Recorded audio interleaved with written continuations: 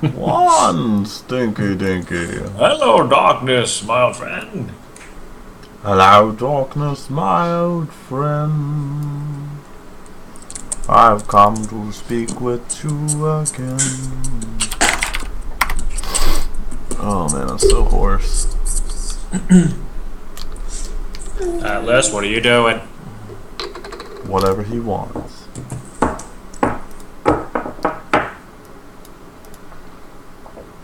Oh crap, let me grab my microphone. I have the wrong one totally. Hold on. Oh, okay.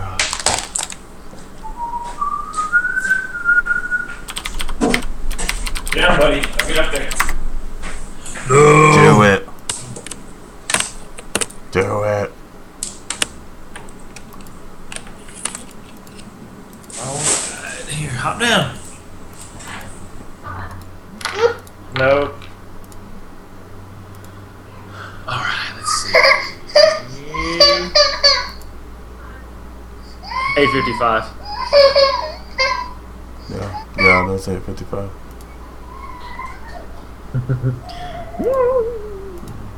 Did you make sure you switched your Skype default? Yeah, I'm looking at it. I'm trying to get that over there now. Gotcha.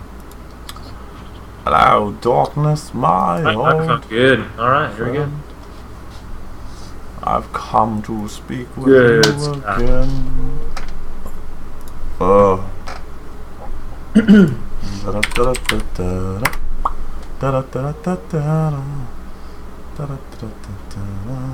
And this is how it goes. I know a song that gets on everybody's nerves. Everybody's nerves. Everybody's nerves. What's it called? I know a song that gets on everybody's nerves. And this You keep is saying that, but how what's it goes. called? What's it called? Hey, are we on pre-show right now? Yeah. All right. Well, Daddy's gonna get some a little refreshment beverage, and then I'll be right back. Okay. Hello, darkness, my old friend. I've come to speak with you again.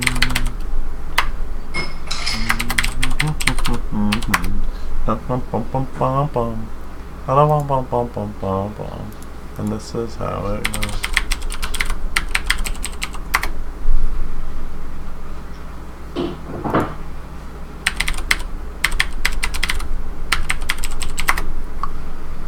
Hello, darkness, my old friend. I've come to speak with you again.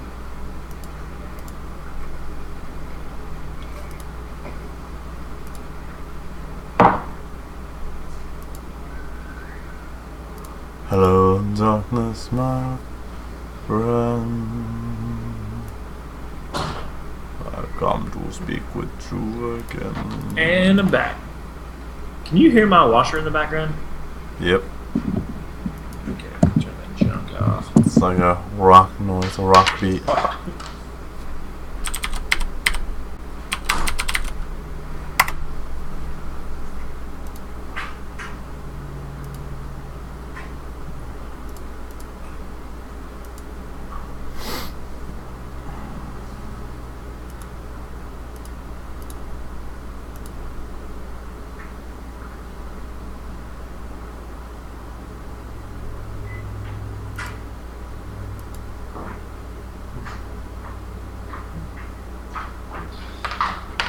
Alright, should be good. She's spinning down anyway. Hello, darkness, my old friend.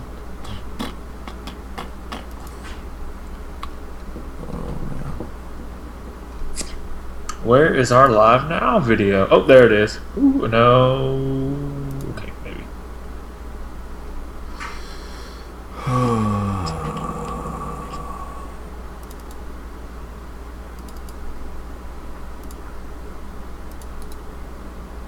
Come on, you devil. Oh, you're wanting to do. You have a different intro for this, right? Do what? You have a different intro for this, right? What you talking about? For how our opening works. Oh, yeah, yeah. Oh, that's not it. I need the guitar music. Let me pull that back up. I forgot about that jump. Glad I remembered it. You would have gone and just been like, what's going on right now? Hold on.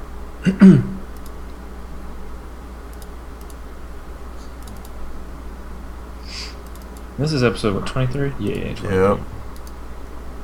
We're getting old. Oh, well. That was very true. Alright, cool. So that's there. Watched a good movie recently. What's it called? The Hateful Eight. That's pretty good. Yeah, man, that was really Long good. It's so as funny. Fuck. Yes, it is. It's like 17 different stories smashed into one. It's like a really gritty version of Crash. Yeah, it is. Oh, alright. Let me press all the right buttons so we can start the show. Wake up a little bit. Is that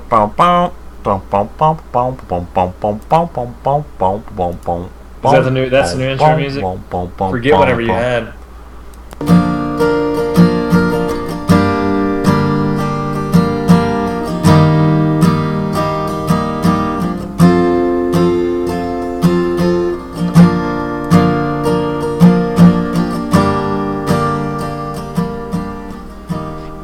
Hey, you're listening to the Pastor and Atheist Show, a podcast for two friends. That's Dewayne and I. We're the friends on opposite ends of the spiritual spectrum, debate topics in the Bible, society, and the news in a funny way. This is episode 23, Making Einstein.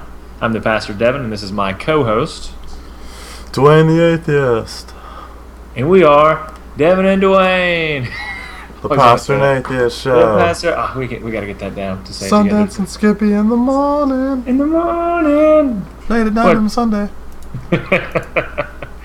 That's it, laying it down on Sunday. That's right. Got my fat beats on a Sunday. Boom, boom, boom, boom, boom, boom. Feeling it.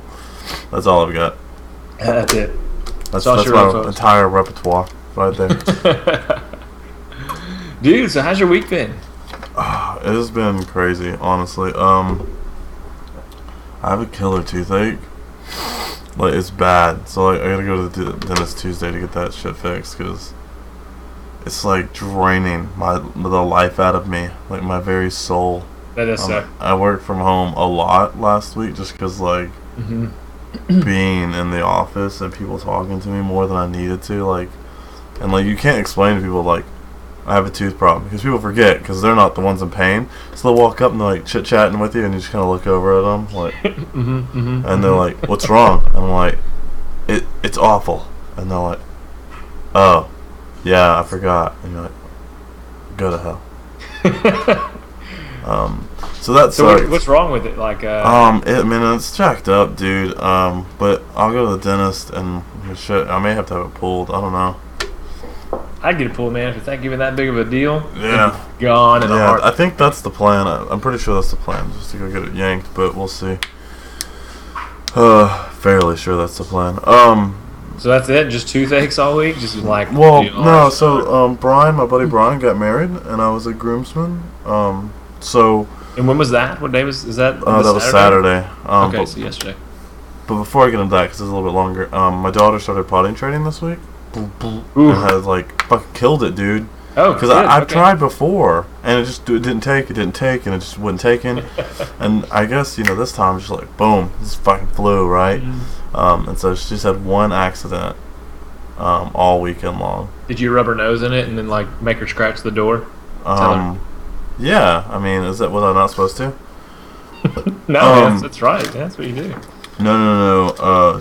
She was with my dad Friday night for the rehearsal dinner, and he, like, wasn't paying attention, I guess, or I don't know. I mean, it's hard, especially, like, grandparent, not really on top of things. So that was the only accident she's had. It's all right. About a few, or have a few, anyways. Yeah. I mean, I still pee on myself from time to time just to remind let a little myself out, let it dry. Let a little out, let it dry. No, so it's a terrible process. He got married Saturday, and so the process was like this. We got there at 1:30. And then I had to run home because Lisa forgot like her hair curler and hair iron thing because we were getting ready there, right? And so I had to drive home to get that. And then when I got back, like we were like basically around 3. We got at 2:45. We started drinking. The wedding was at 4. What time? The wedding was at 6:30. So at 2:45 we started drinking. We got dressed. We took our pictures, and then we hung out for like 3 hours and ate barbecue and drank whiskey and bourbon. So by the time the wedding came around, like a bunch of the groomsmen were drinking coffee, sober up real quick. Trying to get back on the trail. Yeah, kind of. Well, Brian did a good job. The groom, he didn't. He kept his just enough to say not be really nervous, but he was on point. So we went up there and we did that, and it was a very beautiful ceremony. The words they said to each other were very adorable. Awesome. And then after that, we took another shot, and then we basically drank a lot. And we took pictures with drinks in our hands, just to be funny, like the professional photographer did. So I can't wait to see all these pictures. And then we proceeded to dance and drink for the rest of the night for the reception. All right. Dude, I danced for probably from 7:15 till 11:30, 12 when we left. Just danced the entire time. Because I was drunk, so I didn't care. I was you're the only one on the dance floor. And I was doing the fucking water spigot. I don't need anyone. I was rolling down the window, it didn't matter. Shopping cart. Yeah, that's right. I'll put it. Oh, you know what? Put it back. Yeah, dude. Yeah, it was really good. And then we played. We did 2 other things that I really liked. We played Thunderstruck, which is a beer drinking game where basically they play Thunderstruck, the song, Okay. And every time he says thunder, you drink, and you keep drinking until he says thunder again. And when he says thunder, the person next to you drinks. Okay. Well, that song has 2 spots where it sucks to be the person drinking. One spot where it's 1 minute and 15 seconds, and another spot where it's 45 seconds, and so you're just pounding beer. Well, we did that, and then the last thing we did that Brian really wanted to do, he took his GoPro and mounted it to a Fireball, and then mounted it to bourbon, and basically you say a message, and then you take a shot out of the glass and pass it around. Dude, it's gonna look cool. It's gonna look super cool. That's pretty smart. That's pretty awesome. I do that. Yeah, dude. Yeah, and then I guess whoever was gonna take them to the airport for their honeymoon bailed out, so Lisa and I took them, and they had to be there at 3:30 in the morning. So that's when you know you're friends, right? You are one of the best friends. Yeah. Well, let me explain to you how this went down, Devin. I had started drinking. In the meantime. Oh no, I had been drinking since 3 essentially, and stopped at 12ish. I was awake for the hangover. Oh my god. Was it miserable? So you've spent the past 2 or 3 weekends just sloshed in a state of pain. No. It hadn't been that bad. It really hadn't been. Just because the wedding I got sloshed, and then the bachelor party I got really bad. But that was a whole weekend. Okay. Yeah. I get that. I mean, I have a high tolerance, but God, being awake for the hangover, or when the part where your body's processing all the alcohol, no, that's for the birds. I'll never do it again if I can control it. Mark you now. You said I'll never do it again if I can control it. Oh, okay. That's the point. Stipulations. So, yeah, man. Yeah, dude. Oh, I have another cool thing, but I'll talk that later. I don't want to do a long weekly. Well, how's your week been, man? It's been also really good. I can't complain. We are in our busy season for work, and so spent a lot of time really this weekend on the phone trying to get soldiers to catch planes, catch flights, just making sure they're all squared away to go do their 2-week duty for this for these next several months. There's a lot of different waves coming through. I started a new podcast we had talked about, and it's on military leadership, and so have you released your first episode for that? What's that? Have you released your first episode yet? I did release first episode, and it's mostly just it's mostly oriented. And why didn't you link it to me so I could listen to it? You're an asshole. I thought we were friends. I don't know if you're gonna like it. I mean, I thought we were friends. Well, I'm not gonna like it because I don't give a shit about the military leadership, but I'll still listen and support you. Such low quality, but I tried to make it sound as good as possible. Oh no! I'll send you the link. Yeah. It's not really bad. I mean, I recorded everything. It was on my phone. Like everything was from my phone. Oh no! Come on, dude. You have like a nice well, it doesn't sound as bad as you might think. And I know it doesn't because you used your phone for the longest time with the podcast, but the longest time. I'm trying to figure out if there's a way to do a USB to an auxiliary port and maybe somehow get this snowball connected to my phone. I don't know if that'll work. I'll help you look it up. But I'm gonna try because I mean that would basically just solve a lot of the. Yeah, again, the audio is not terrible. I got in a place where it was really quiet. There's no one around. But anyways, it's over military leadership. It's gonna be a lot of stuff focused really for the military people, mostly younger soldiers who are aspiring to become NCOs, non-commissioned officers, and probably just for NCOs who are not really good at being NCOs, or maybe they just didn't know how. And so I'll be doing that weekly, maybe 2 times a week, because the episodes are going to be 8 to 10 minutes. Like I don't want to go over that. Right. And so that's the length, and it doesn't take me long to get this stuff put together. It's not very hard. So that's going. We got first episode. I did post it to. There's almost a military Facebook type thing called Rally Point, and it's like you can only get on there if you're like military. You have to verify through several different ways. And so I've been putting it on there. People are saying I'm getting some good stuff. They say it's a good idea. The first episode, I didn't really put anything of me. I just put on there who I was, why I have credibility, what they could expect, and that kind of thing, just to kind of intro it. Sort of like we did our first episode. Yeah. So I did the same thing there.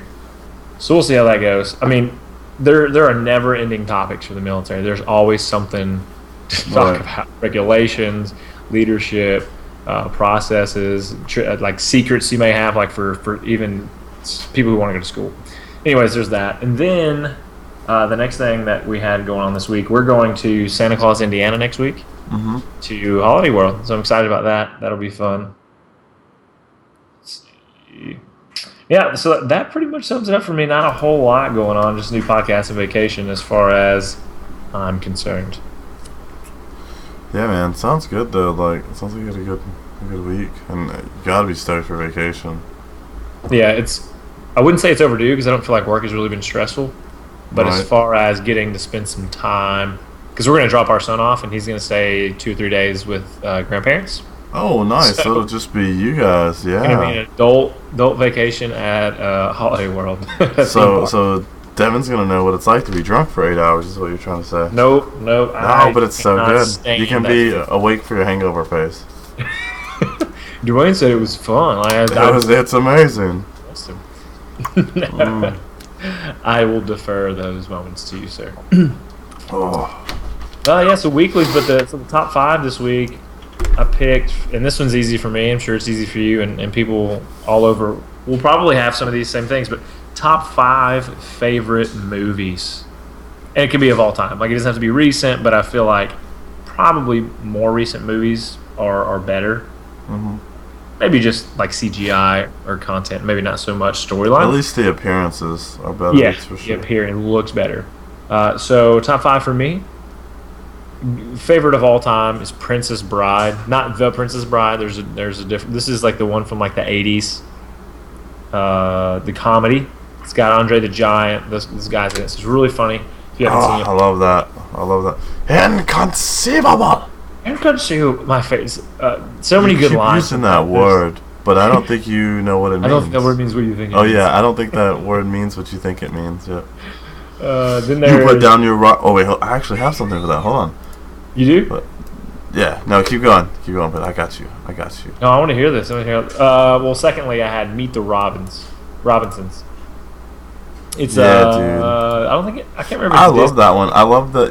No, I'm not sure what it is, Pixar, but it's got the T-Rex, big head, little arms. And I don't think his plan was thought through very well, master. So that's my favorite. You'll put down your rock and I'll put down my sword, and we'll try and kill each other like civilized people. Perfect. Yeah, man. Meet the Robinsons is good because it's got time travel in it. It's a good kid movie. Plus, I'm a big kid, so me and my son and I, we like watching it. Third is Ender's Game. I read the book a long time ago, and then I was really excited that they were going to release a movie, and I didn't know what kind of job they would do. But they did a really good job of making sure that all of the major points were hit on in Ender's Game. So I was really proud of that. Yeah, I know. I watched that movie, and I remember falling asleep near the end, and you were like, and I was telling you about it. I was like, I gotta finish it, and you go, oh man, the ending's like the best part, and I was like, oh well, I have 30 minutes left, so. Did you see it coming though? I mean, I felt like in the book I did because it was slow enough, but the movie. No, in the movie it didn't give enough detail. Oh. Like it makes sense, but I don't think that because they didn't press the point that they were training so much that it was like almost killing them. In the book, they like made it seem like, like the 6 kids who at the end of the thing like save the world. They're training them so hard, so often that like they almost die from sleep deprivation and exhaustion. And so you're like, there's in the book, and when you're reading the book, you're like, there's got to be like, I think this is real, and they're just telling them it's training, and that's exactly what it was. Number 4 is Deadpool. It's so funny to me, and yeah, it's like make sure you're old enough to watch it. Yeah, it's got a lot of sexual innuendos, that kind of thing. But it is one of the best made Marvel movies I think I've seen. As far as Ryan Reynolds is perfect for that role. Oh my god, yeah, he did a good job. That and the guy from Silicon Valley, the guy that was the bartender, he did a good job. Oh my face looks like an avocado. Oh my god.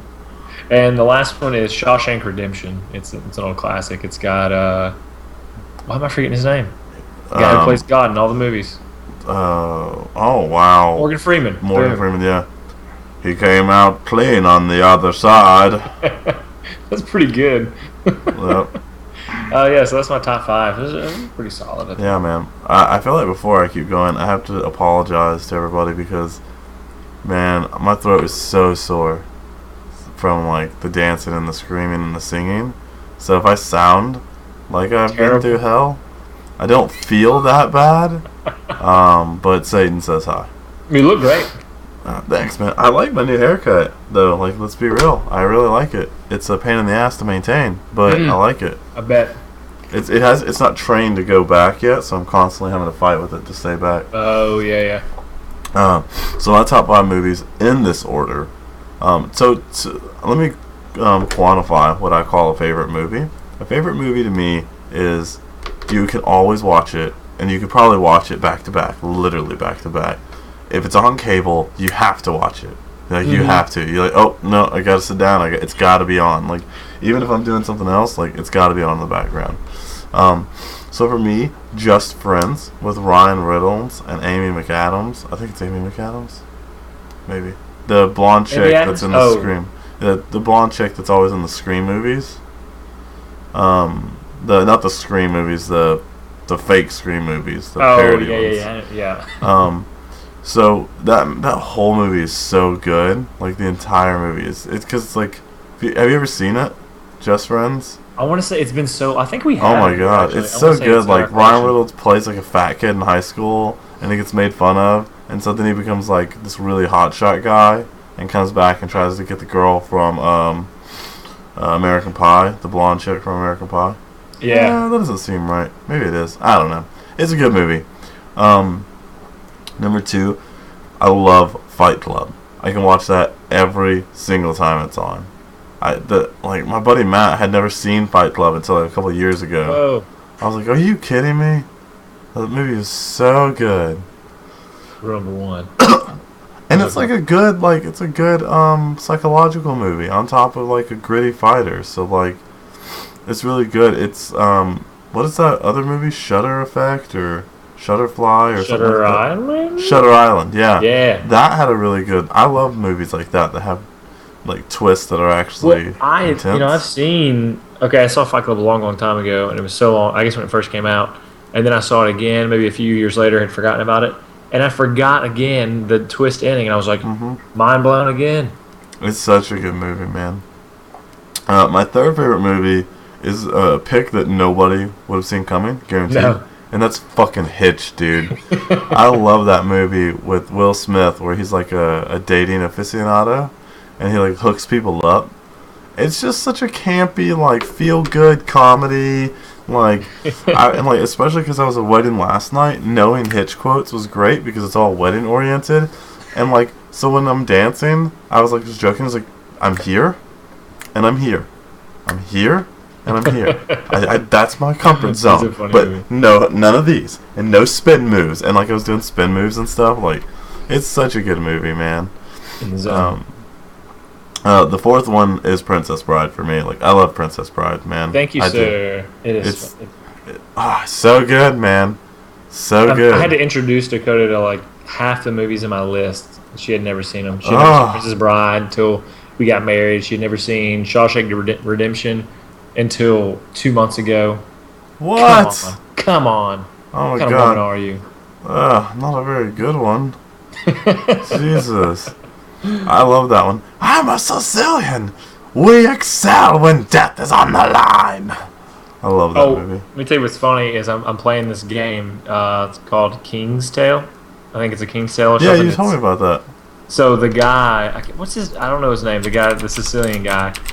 He played. You have to go through these different trials. There's a trial of strength, a trial of speed, and a trial of wits, or a game of wits. And of course, he's the guy you play. He plays the character's voice for the game of wits. And I just thought that was funny because, of course, it's like the same sort of thing that they did in Princess Bride. King's Quest, do you mean? King's Quest. That's it. Yeah. Ah, that's so good. Alright, so my last one is Inglorious Bastards. If you've never seen... Yeah, I said it. I'd say it again, too. You take it back. If you've never seen that movie, it's so good. Now, it's like rated R, like a motherfucker. But, like, one of my buddy Mike, one of our favorite quotes from each other, like, whenever we, like, something happens and there's a trade in a video game, you know, like, where you kill each other or whatever, it's like, there's this point in the movie where, like, Brad Pitt is talking to this Nazi, and he goes, so the way I reckon, and I'm paraphrasing because I haven't seen it in a bit, is when you go home, you're going to put that Nazi suit up and you're going to burn it and you're never going to wear it again. And the Nazi's like, yeah. And he goes, oh, well, that don't sit right with me. And then, like, he, like, carves a fucking swastika in the guy's head. Well, you have to know this to know that later in the movie, like, he finds out there's a deal. And without going into all of it, Brad Pitt says the following line, and it's just so good for everyday use. That's a damn good deal. What do you think? That's a damn good deal. I'd take that deal. And just the way he, like, rolls it in, you can use that for your everyday life, man. And, like, if you know that quote, it, like, just rolls right into so much shit. It's a damn good deal. I'd take that deal. Yeah, man. That whole movie is so good. I think I'll rewatch it. Yeah, so that's my top 5, man. Top 5. I want to rewatch Inglorious Bastards. Mm-hmm. I don't think I'm almost certain Dakota hasn't seen it and needs to. I don't think it's typically a chick movie, and I don't know that she'll like it. Probably not. I can go out on a limb and say she probably would not like it. And just to add to the stuff that I'm watching, just real quick before we jump into our main topic. Okay. Have you seen? Oh my gosh! And this is terrible. I'm forgetting the name of it. Bloodline? No. No, I just finished season 2 of that. If you guys haven't seen Bloodline, you need to get it. I know, and what did you think? You said you're not very interested in it. Did it get any better for you? I haven't watched it since we talked. It's just, man, it just feels very like, I don't know, dude. I don't like the way Danny's brother is, like, falling apart with alcohol. It just feels like it's going from bad to worse. I'm having a hard, and, like, the whole, like, corrupt cop thing, like, we'll see. Hope maybe it'll tie it all in a pretty bow, but season 1 ended so well. It does not tie it in a bow. I mean, it leaves you hungry for season 3. Okay, well, we'll see. Yeah, I got a few more episodes. Gallivant. That's what I'm thinking of. That I just. Gallivant! I love Gallivant. Gallivant. I just started season 2. I didn't watch season 1, but I feel you like need to watch season 1. No, you need to watch season 1. I hope it's on Netflix. I need to go Hold on. I actually have a thing for that. Useful sites. Just Watch. JustWatch.com. If you're trying to find TV to watch, that's the way to do it. What? Like, you can do a search and it'll find it everywhere. Like where they host it? Yeah. Hulu has season 1, or it has 1 season. Hold on. It's season 2 that it has because it has season 2. Yeah. You can buy or rent. No, you can buy the seasons off of, like, Apple TV or whatever. but it's not cheap. See, I don't want to buy that junk. I guess I'll just have to like, I'll have to get the Spark Notes for it or something. Yeah, the only reason, don't do that. Like, you'll be fine without the story. The only reason I say that is that the songs in it are so good. So the story is kind of worth it, but the writers did a really good job. Yeah. Oh my god, dude. Because at the end of season 1, they make a joke about not being sure if they're gonna have a season 2 in it. So it's really good. Well, have you seen the opener for season 2? I've seen season 2. Yeah. Okay, just because it's funny because they talk. The name of it's like "Suck It," the something bear. Like, you know, they're like making fun of that they got it. I think it made it season 2, so we're in. We're good. I don't know if they're gonna have season 3. I feel like it's funny enough. Yeah, it probably will. I haven't seen yet though. Since we're talking about stuff we're watching, I have 3 you need to watch. Let's hear 'em. Bo Burnham's "Make Me Happy." It's on Netflix. Okay. It's his new stand-up. He tricks the audience into saying the N-word. So he talks about like, oh, it's our favorite foods, and he says something. And he goes mac and he reaches to the audience. They say cheese, and he goes another white people food is our favorite chips. Salt and ben, and all the audience finishes vinegar. And when they finish vinegar, but they finish the last part of that, and they say the N-word, well, like the lights blare on the audience, and he goes, "Who said it? Who said it? Who said it? Everybody in here who's not white, look, find them down outside. We'll beat them up." And it was like really good. The first time I watched that, I didn't catch it, and then I watched a YouTube clip where someone pointed it out, and I was like, "Oh my god, that was solid!" Because I watched it I listened to it while I was working. So like, because you can do that with stand up, but oh my gosh, dude. You gotta watch that. The Do Over on Netflix with Adam Sandler and David Spade is really good. I really liked it. Typically when they make those dumb movies, the storyline gets so watered down and lost. Right. But they stayed on track. They did a really good job of making sure that the storyline was still evident. Yeah, man. And the other one that you've gotta watch, and I'm like just into the first episode. I'm 50 minutes into the first episode. Voltron, Legendary Defender. Netflix remade it. What? Yeah, dude. They remade it, and it's got quite a few episodes. It's got 11 episodes, and they're 20 minutes a pop, but the opener is really 70 minutes. 70 minutes? Yeah, so it's like, dude, it's so good. Worth it. Yeah, so I'm just into the first one. Alright, consider it watched. Yeah, I'm gonna knock that out this week, I'm sure. Especially because like Tuesday, I'm gonna go to the dentist, and so I'll probably be taking a half day for that. Especially if I'm getting a tooth pulled. Yeah, man, that's what I'm watching. Yeah, let's go into your main topic. I read that article today. Well, we hit on this. I don't know if it was last week. So the main topic is that Harvard may be able to create an entire human from the past or present. So people like now, or people who've ever talked about in history, they may be able to map the entire genetic code, all of their DNA, and recreate that human being. And so some of the things I want to hit on, I said, what are the implications that this would have? What can be good about it? And then morally, should we do it? And should we do this just because we can? Like, just because we have the ability to, should we do it? I think you could get blown up about it, at first, but I guess if we say what the implications of now reading through some of this, apparently it was like a secret meeting that was held. They didn't want anybody to tweet about it while it was going on. When you say secret meeting, though, there was 150 people invited. It just was a private meeting, for sure. Yeah. So the reason they did that is because you can't have a public discussion about that until the paper is published. Well, and that'd be some shady junk to be like doing some behind the scenes. Like, that'd be like the superhero stuff. Like, there's going to be superheroes that come from this.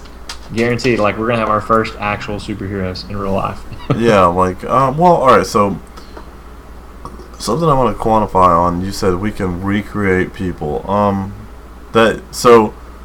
That's an exaggeration they had in there. Right, because I was going to say, like, that's assuming that if you know some of these genomes and you can recreate it 100%, then you're saying that's the same person, but it's not. But it's not. You'd have to the experience. You have to run exactly the experiences, the environment. Yeah, there's no way you can give them the same like genetic coding, but that doesn't mean anything. Like what? And I wonder, like, I mean, what if you brought Hitler back today? What if maybe he's a nice guy this time around? He doesn't have the same. Doesn't draw from the same life experience. Well, that's a nature versus nurture conversation right there. Like, which is 100%. It's like, your environment dictates a lot of who you are. Yeah, absolutely. So I think some of the implications, some of the problems would be, well, they say they're wanting to start with things. I think there was some bacteria, something small they're starting with, and the price of recreating that, to run the test to regenerate some of these DNA molecules, it went from the price of $4 per strand.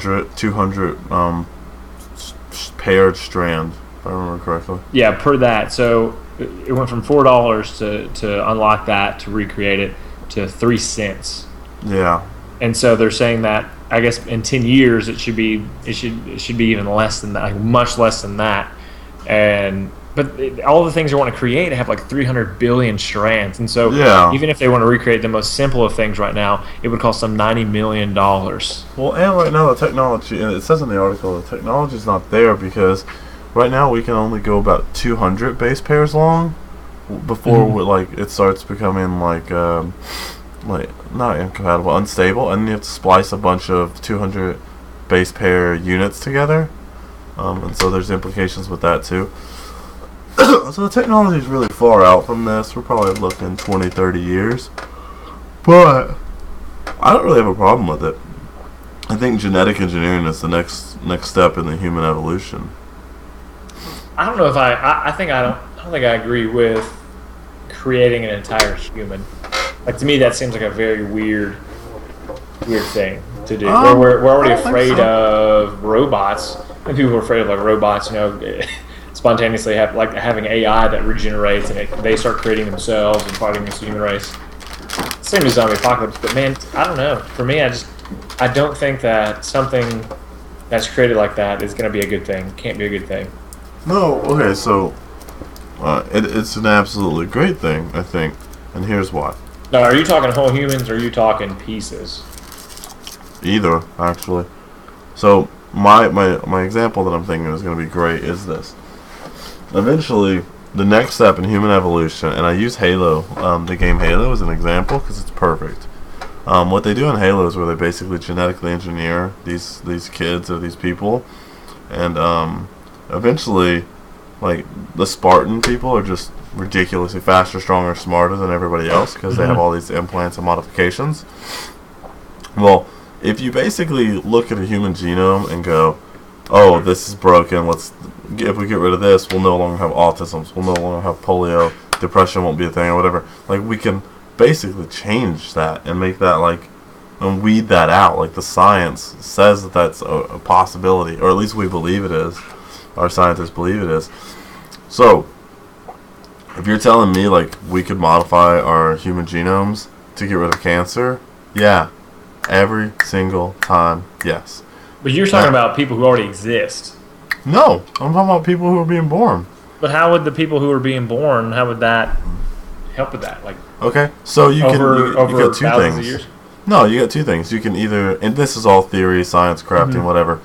One, when the baby's being born, you can alter the DNA right then. That way, so when it starts replicating from then on, it's going to be like cancer-free or whatever. And that's a stretch, but or B, if you create a human from scratch, you can literally breed people to be soldiers. Like, you can literally breed them to be like have higher immune systems or always have bigger frames, or you know what I'm saying, like. Well, do we want to breed people? Like, isn't that kind of like government like stepping in too much to say, hey, you're going to be a soldier, like an ant colony?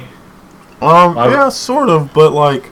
It's also telling people like what they have to be, and today's society ain't about that. Think of it this way: you and Dakota are going to have a kid. You go see a DNA specialist, and he goes, "Hey, here's what we can do. We can have these like highlighted traits. What's really important for you? Like, do you want them to be big and brawny, or would you prefer to like have that? Like, you can basically choose a projected build, but like, of course, like there's gonna be things like environments and food and all these things that play into this, right? But like, dude, when you were having Atlas, if a doctor told you, oh yeah, I can guarantee your son will be cancer free if we do this treatment, you gonna tell me you wouldn't do that? No, I would do that, but the whole, hey, your son can be like, but it's almost like a parent saying, hey, I want my son to be a professional football player, so let's make sure that he's big. Like, to me, that's weird that you could choose that, because I think there's a reason why people are the way they are, and you shouldn't change them. I mean, there's these people who are brilliant. What if you're like, well, we want to be like, if you go, for example, someone who's going to be as smart as Einstein, there's no way to know that until they're years older. But what if they were the person who was meant to cure cancer at some point, but instead you say, hey, I want them to be a professional football player, so let's make them big, and it's going to alter some of the brain chemistry. Well, then I'm betting somebody else will cure cancer then. Not that guy. That guy's going to play football. Well, yeah, but like when you could have done it years earlier. I think that, to me, that's playing God in a way. It's like, it is playing God, 100%. Like, if you guys don't think it's playing God, like, you're literally messing with God's creation. But that's a very slippery slope, like messing with God's creation. Like, I can convince you that medicine is messing with God's creation. I don't know. I think God gives us brains, but I think there's a point where when we get a check in our own self, it's like, I don't know if that's right. Like, I see how it could be beneficial in small sectors. But to recreate an entire human, that's not. It's a freaking Mewtwo. We saw what Mewtwo did Pokemon 2000, destroying crap. So there's a Gundam series, like a Gundam anime series that has this, where there's people called new types, which basically they're genetically modified at birth, so they're going to be faster, smarter, sometimes stronger if they work out. They're basically like the best version of a human, or they have the potential to be, right? Like, all the bad DNA is weeded out. And so, like, you're going to tell me you wouldn't want that for the human race, to weed out all the bad DNA? If you were to ask me, so if it's that easy, then yeah, of course, weed out the bad DNA. The only problem is, we have, if they have the capability to be just like regular humans, like us, born with the same brains, and they have like the same ability to feel and all of that's like they're humans, minus having been made sexually, being made that way. They're made in a test tube. Yeah. We have all these kids who are born into families in different countries who go through this adoption process because either their parents were terrible parents, or they experienced a lot of trauma in those families and had to get out of that, and are still experiencing that type of thing because they didn't have parents who loved them. How much more, what kind of issues are we going to have with people when they're born if they do think like us, and not like, because I think we would think like, oh, they're just robots, they understand they were created and they're not like us. How would they feel to be like, hey, you don't have any parents, like you're adopted, and not only were you adopted, but you were created, like you're not created from humans in a sense, like you are, but you're not. So, alright, this is hard for you to wrap your head around because you have God in the mix. To me, there's not much difference in you popping out of a woman's vagina versus someone taking sperm and egg and mix them together in a test tube. You're still being created. Either way. Yeah, but they say, who's my father and mother? And you go, you don't have one. How many kids have a problem with that today? How many kids first of all, psychological depression? They're not going to create a kid and just be like, oh shit, what did we do? Let's go put them in the foster system. No, like, they would create a kid and parents would be waiting for this kid that was created just for them, except for now the mom's super happy because she didn't have to be pregnant for 10 months. What do you mean you would hope? Like, there's no, like... Parents. But would you why would you just make a baby and have no parents ready for it? America does stupid stuff all the time. So then you're saying that you would also be okay with women who are like, oh, I don't want to be fat, or I don't want to have stretch marks, being like, hey, let's just create one instead of me having one. Absolutely. What? People do that now. That's what surrogates are. Surrogates get paid a ridiculous amount of money to have a baby. I don't think that they do that, though, because I think they do that because they can't have kids. Nope. They do surrogates because they... Look it up. It's elective surrogacy. You're allowed to do that, even if you can have kids. Elective surrogacy. Boom, boom, boom, boom, boom, boom, boom, boom, boom, boom. Should women be allowed to hire a surrogate because she fears pregnancy will hurt her career? Oh, it's a thing, brother. Those people are terrible people. Why? Like, carry your own freaking child. Like, man up. To me, that's so lazy. That's like the epitome of Americans being lazy and focused only on their physical aspects of their life. Like, I don't want to look bad, so I'm going to have someone else have my baby. And I'll pay exorbitant amounts of money, but I'm not going to have the baby myself. Yeah, but see, you have like this, man, that's such a Like, religious tie-in, though. No. If you take God out of it, like, to me, that's lazy. Even from like a military aspect, I'm like, do it yourself. No, Usually that's... your kid, I didn't want to go through the pain like that every other woman goes through. I didn't want to experience that, so I had some other woman have you. Is that cool? That's very blue collar, though. Like, that's a very blue collar thing to say. Like, you call it lazy, but it's really efficient for you and your lifestyle. Like, if your lifestyle is a fast-paced lifestyle, or fuck, maybe you just don't want to be pregnant. Maybe you just don't want to have cramps and throw up for 6 months and shove a 10-pound baby out of your vagina. Like, well, I guess why even care to love? Like, you're probably not going to be the type of parent who even cares to be around your kid so much because your career is more important than you watching your kid. I don't think that's fair to say, though, just because somebody doesn't want to go through pregnancy. If you, like, and it's very easy for us to sit here and have the conversation because neither of us have to go through it, but I wish some women would speak. I'm sure there are women out there too. I mean, probably they're on both sides, but I bet there's a lot less on the side that say, I mean, I bet if women could afford it, like after maybe what it does to their bodies a little bit, after if they could afford it, they'd do that. But I think most people are like, no, I'm glad I had my baby. That's a personal connection experience that we had. Like, I wouldn't have. It's weird for another woman to have my baby and then me be like, oh, come here. Like, it's the experience that makes it even makes it even more close. So no, hold on. But also, I have adopted your kid. You're slipping into some slippery territory here because do you know what a wet nurse is? Refresh me. It's a woman who, at least in the older days, I don't know if it's still a thing now. Well, it is now. Where basically a wet nurse would breastfeed your kid. Like, it wouldn't be the mother of the babies that would breastfeed. Yeah. But is that because a woman didn't want to breastfeed, or is it because she was having complications? I mean, it could be either. There's elective wet nurses. It was a very common thing back in the day. But back in the day, like, how often do you hear about that now? I mean, I don't think at all. I think because there's a thing that says bring back the wet nurse, which tells me that it's probably not common, but not in the U.S. anyways. Yeah, it's because it's expensive. How many people have maids in their houses either? It's the same type of thing. Like, it's a service. It's like having a servant. How many people have butlers? Like, that's it's all definitely the rich ones. It's definitely a white collar thing, but like, I don't know that being efficient is lazy. Like, think of it this way: like, if you work for your money, you're not lazy. Every American does. You're not lazy, right?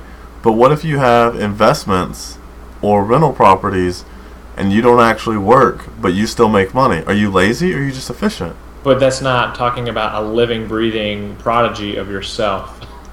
But some people it doesn't matter.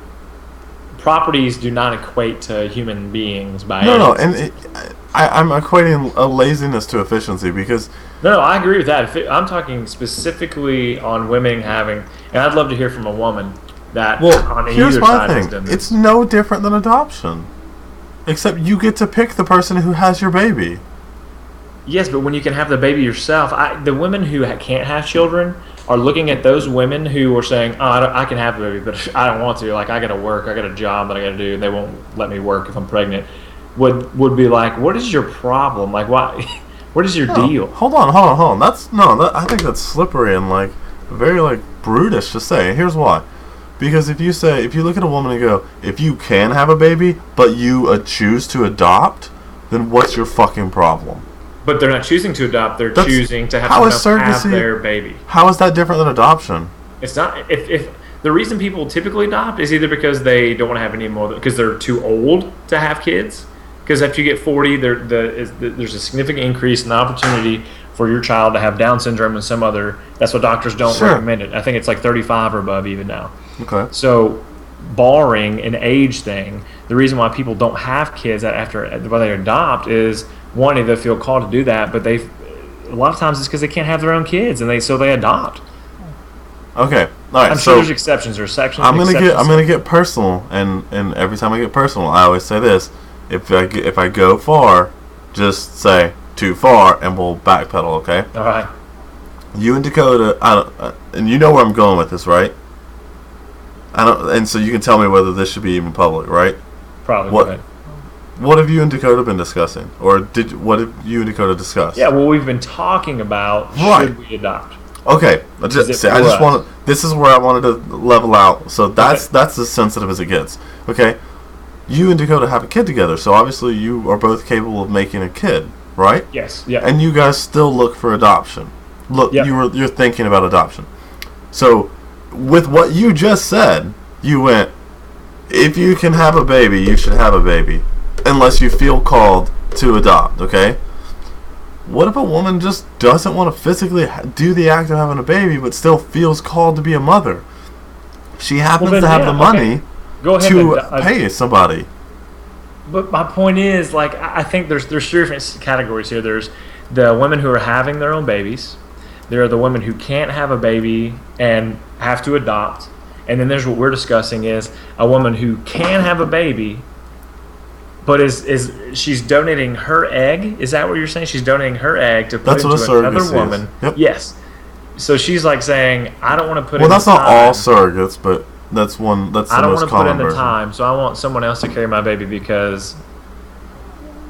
Well, I mean, is avoiding it because of a career, is that like a good enough reason for a mom to not have her baby? Like, I don't understand why. Who says it's just for a career? Like, I don't know why a woman would do that other than like, hey man, pregnancy sounds pretty fucking painful. Like that alone is enough for me to be like, hey, I don't really, I could totally see you giving that to somebody else and paying them a ridiculous amount of money to go through that for me. Like, if I could pay somebody else to go have my teeth problems for me, I would. Yes, but you can't, and most Americans cannot do something like that. So it's like, I understand that. It's just your but I feel like no, it's not. Like, I feel like you're judging these women who want to have surrogates or these couples that want to have a surrogate out of like some like rudimentary thing. Like, hey, it doesn't like, I don't know, man. That's hard to be like. Why wouldn't you have your own baby? Like, what is a good reason? Like, I guess you could say, well, they don't want to go experience pain, but is that a good enough reason to not have that? To me, like, there's a bond that's experienced. And I guess I can tell you, any woman who loves their child or had a child and kept their child said there's an experience that you can't get if you don't have that kid. Like, that you go through this pain, but all of that means nothing as soon as that baby's born because your baby was born, as opposed to does that woman who had someone else show up, I'm sure she's there with her, does she show up like, hey, when you have that baby, give me a call, I'll show up, and you know. Okay, but you're still shit talking people who adopt kids when you say that. No, not by any means. No, you are, because you're saying they can't have that same level of relationship because they didn't physically have the baby.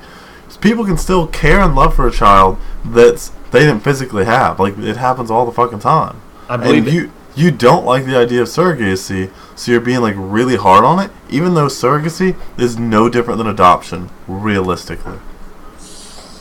Except for money typically changes hands. A woman, I guarantee you the women who can't have children would do anything just about to be able to have their own kids. But thank goodness for adoption. I mean, there's kids out there who are neglected in other countries, and thank goodness for adoption, and people have the ability to adopt them.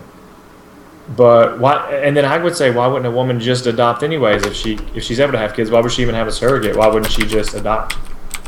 Because you can choose. Like, honestly, you can choose the genetics. Which, this is why I brought this up. You can choose the person who's taking your baby, like, or taking your like. No, that's assuming you don't want to use your own egg. Mm-hmm. But like, I mean, there's a lot of like. I mean, are there surrogates who like donate? I mean, that's, to me, it's just a weird concept. There's surrogates who you just pay to have a baby for you, and you don't. Right. No, I get that. I've heard that, but it never even occurred to me until just right now that if it's a real thing where women who can't have children say, hey, can you put my egg into this other woman, this like a fertilized egg, and like I want the baby, but I don't want to carry the baby because of whatever. Like, I want to know, what are those good reasons, or someone thinks good reasons why a woman should not carry her own baby if she is able. See, I don't know. I think it's really not any of your business why she wants to do it that way. I don't think It's not, anybody's but business. it's a topic of conversation, and I would just be like, well, if we're going to talk about it. So if someone told me that, like if I met someone on the street and they were like, yeah, well, I had someone else carry my baby, I wouldn't be like judgy. I'd just be interested, be like, well, why wouldn't you carry your own baby? Like, why not? I don't think I'd be out of line to ask so, that. I think if you ask somebody off the street, like that's pretty out of line, like because of how personal that is. Especially like you can't see the face you make when you ask that question. Like there is judgment all over your face. Honestly. Well, absolutely. Like I would have to. It's something I'd have to like read into because initially, like, yeah, I'm gonna have my own opinions about it. I haven't read anything about this because I didn't think we would even be talking about this. No, I know. So, well, that's the beauty of how our show rolls, right? Like, but the reason I bring surrogacy up is because in the version where somebody just has a baby for you, like that's what genetics would be like. You get to choose what your baby's like. You have an option. Like, you can be like, oh, do I want my baby to have, like, do I want my baby to be African American because African Americans typically do better in the sun? Or do I want them to be Irish, who typically don't do better than the sun? You know what I'm saying? Like, yeah. You get, like, it's like, you get to choose your own Pokemon, man. Like, you get to choose the stats, basically. Starter? Do you want a dark type? Yeah, right, exactly. So, that's my point. That's why I bring up surrogacy. And it just gives you the option to choose. And I already know where you stand on the DNA issue based on where you stand on the surrogacy issue. It feels unnatural and wrong to you. It does. It feels very weird. Now, I may be proven wrong, but until that day, until I'm seeing like, okay, this could be a good thing.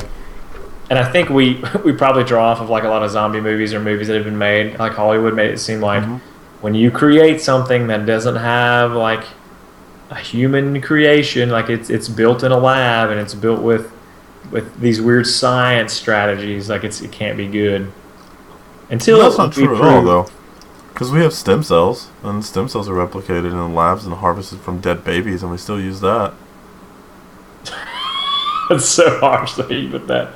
I mean, it's true. Like science is cold, though. Like that's such a small scale thing. It's not like a brain that's thinking. It's not. It's just small cells that go into a much larger I understand that, but I'm just saying, like, science doesn't have to be like this arc evil into the world scenario. No, that's like, what I'm saying. I said that's just typically what we default to because we don't understand it. You're afraid if we can create humans, that means we can create an entire human body. Okay? Mm-hmm. What if we created an entire human body without a brain? What good is it? Hey, your mother is if you old, used it, and she needs organs. Yeah, well, I mean, use that, go for it, but don't create a whole human. Like you wouldn't create a human with like a face and everything. Be like, oh well, it's an entire human. But I don't. I'm just saying I don't know how science works, right? Obviously, in the real world, you go sci-fi bullshit like, and there's a lot of sci-fis where like you can rebuild a fucking liver, like the Spartan program in Halo. Like they can rebuild livers and spleens and hearts and stuff and transplant them out of the Spartans because they're strong enough to take care of that, right? So like, and like rebuild arms and shit like that. So yeah, that's cool. But science won't start there where you just build a fucking kidney in a tube. We're most likely going to build cadavers, live cadavers, that will sell organs to the rich. That's where it will start. That seems weird to me. Even that seems weird. Like, it's better than having to wait until somebody dies to harvest their organs. It is, but that's how it's run for a long time. I mean, that's the reason why it works. That doesn't make it correct. Slavery was a long time, too. Okay, you're jumping around. I might as well use the Hitler thing right now. Go ahead and throw Hitler in there, too. No. I avoided that because we've made that a thing. Yeah. But you're saying, like, that's just the way it is, man. Like, just because it's but that's the way you treat people. I don't think dead people care too much about how you treat them. That's not true at all. There's a whole religion around if you mess with my body, you've destroyed it in the eyes of God. It's a Jewish thing. But the people who are dead, I don't think they care too much. Are you sure? Because in your version, they go to the fucking afterlife. They'd be pretty pissed off. Doesn't? Yeah, but they'd be pretty pissed off if they went to hell because you messed with the body. Yeah, but that doesn't mean anything. Like, the physical body doesn't mean anything to us. Like, even the Bible... Not to you. I'm talking about the Jews. Oh, I guess, but... Well, don't tell them not to die over here. We won't use their bodies.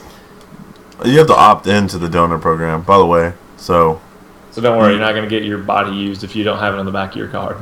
yeah, but that's what I'm saying though. Like, I don't know, man. Like, it's having live cadavers for organ transplants is perfect. It's the best. Like, it's awesome. It'll be great once it becomes consumer level, and like a kidney is $5,000 and a heart's $20,000, because that's like you just know, like, base rate for body parts. Yeah. Yeah, dude, but think about the black market. I think there was people who were like selling body parts in the black market. Yeah. That's what's going to happen. How weird is that? They're going to be selling hearts. It already happens now, dude. It's going to be I know. That's what I'm saying. Like, how much more rampant? How weird is that going to be? It won't be that weird once it's prevalent. It's got to be controlled, and it's going to be like... Yeah, it has to be controlled. But, like, A, there's always going to be a black market, and B, like, if it's consumer level, it won't really matter. You'll only go to the black market when there's some, like, extenuating circumstance. And actually, the black market will get cut down on because, like, the black market, they won't be, like, kidnapping people and cutting them up for their organs. They'll just be making them in fucking labs, which is still dangerous without regulation, but at least they're not killing people that are already alive for their organs. I think we're like a decade or two at least from that. Oh yeah, they're that at is least like a decade from doing anything bigger than, like, it's real far out. But I'm just saying, like, I feel like, you know, you gotta be prepared for that stuff. Like, science, I'm telling you, man, genetics is gonna be what takes humans over to the next threshold of evolution. Because I hope I'm not around for it. Yeah, I know. Well, I hope Atlas has a better attitude about the advancement of the human race than you do. Nope. What would you do if there was a DNA chain that could give you wings and you could fly? Atlas, you better get that DNA change right now. Right, exactly. You're like, wait a minute, hold on, that sounds real useful. You know what? I just forget my entire argument. I could be a seraph. That'd be legit. Suddenly, I'm an angel. I'm a seraphim. That's what it is. Yeah. Call me Cupid, girls, and he just winks, and he's the only one with wings. It would be cute if you weren't a grown man in a diaper. I mean, it's the thing. I told you about. Put a tux on or something, man. Yeah, man. I like, obviously, just because we're coming up on the hour, I'm for the scientific changes. With every technology, people can use it good, or people will use it bad. Well, I'm for parts of it. I'm for extents of it. But creating an entire human. Mm-hmm. I mean, you could argue, does it have a conscience? Well, if it doesn't, then is it really human anyways? You know, and then it's just, what is it? So, yeah. So, but as far as creating something with a conscience, negative. That's where I stand. I mean, yeah, you can stand on the wrong side of the fence. That's cool. That's cool. We'll watch your side burn. And then we'll use your body for cadavers. See, I like how I just said you were wrong and you want to murder me. This is how the crusade started. Just so you know. Round 2, fight. Fight. So, yeah, we didn't do the social media thing. So, you can find me on Your IT Hero, Instagram, Twitter, and Snapchat. Website always has good stuff. Mm-hmm. And email us questions at thepastoranatheistshow@gmail.com. At gmail.com. And then, of course, the site is thepastoranatheistshow.com. Yeah, we're looking for more audience interaction. So if you're listening to this and you have a topic idea, or if you have questions, like, we would love to have listener questions every single week. So if you send them in, we'll answer them. Like, it'll happen. It's a thing. So, you got anything else for the people, man? I don't. Just typical sign off. I love you, mean it. Even if you're a mom who had some other woman have your baby when you could have had it. Oh. Love you, mean it.